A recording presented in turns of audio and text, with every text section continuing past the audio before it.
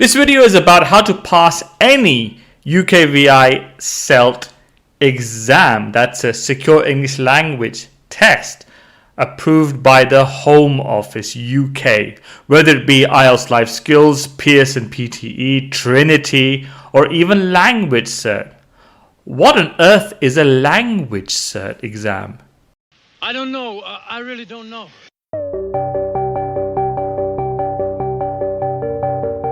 So in this video, I'm going to give you 3 steps you need to take in order to pass any UKVI SELT exam. Number 1, you need to assess your current level. You need to assess your current speaking and listening level, not the reading and writing, because you don't need that.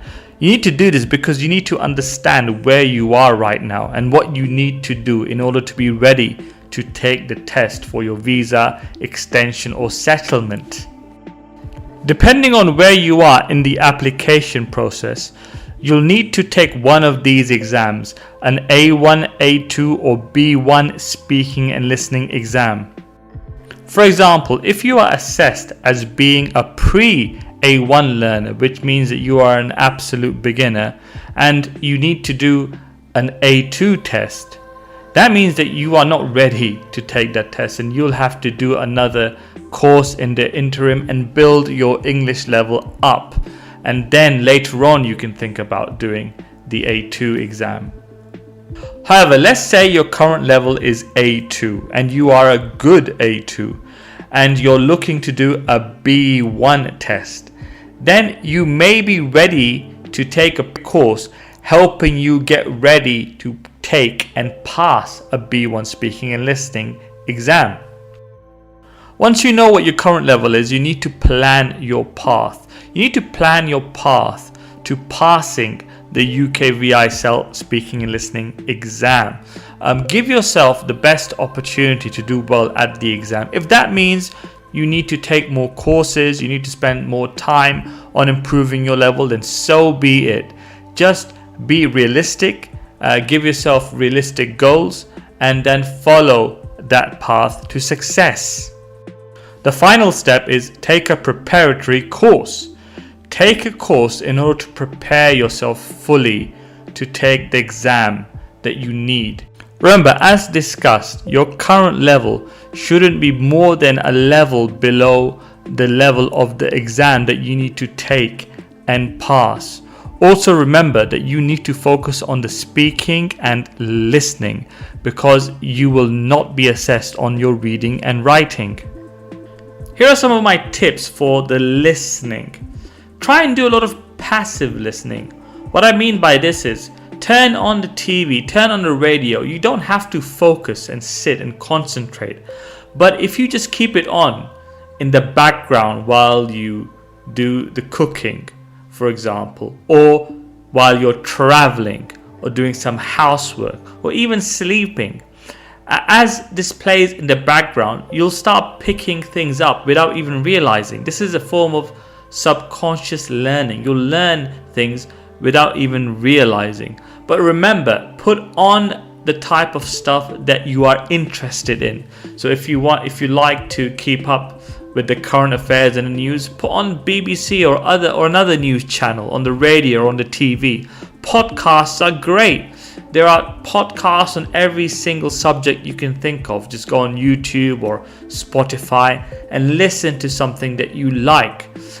This will motivate you and keep you interested in listening. And remember, with this sort of listening, you do not have to give it your 100% concentration. It can be on in the background while you get on with doing whatever you're doing.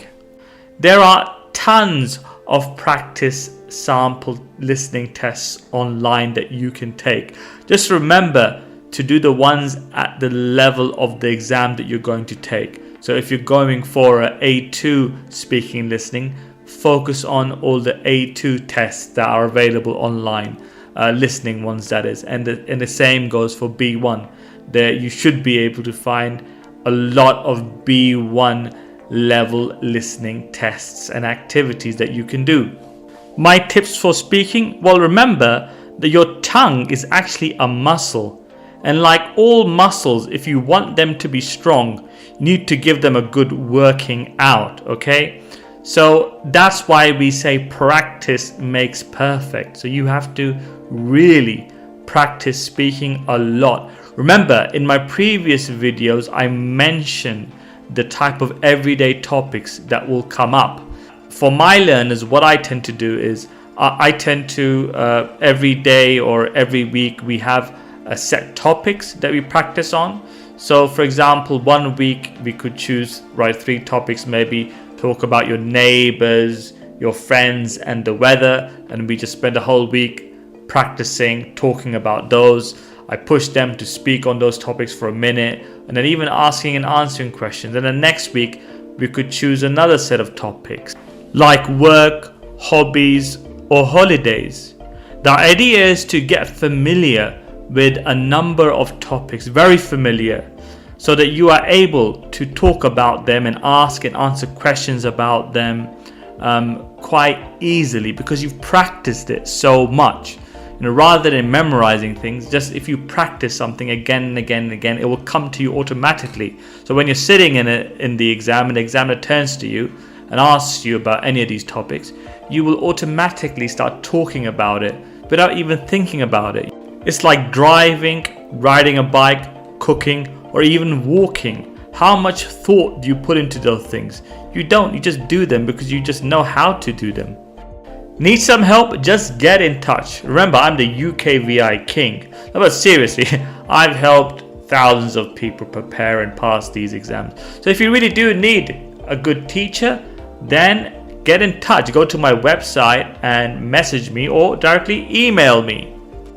In the meantime, don't forget to like, subscribe. Well, I've got a lot of subscribers already. I think I'm at 180,000. Thank you everybody for subscribing, but please press the bell icon, comment and share. Until next time, goodbye.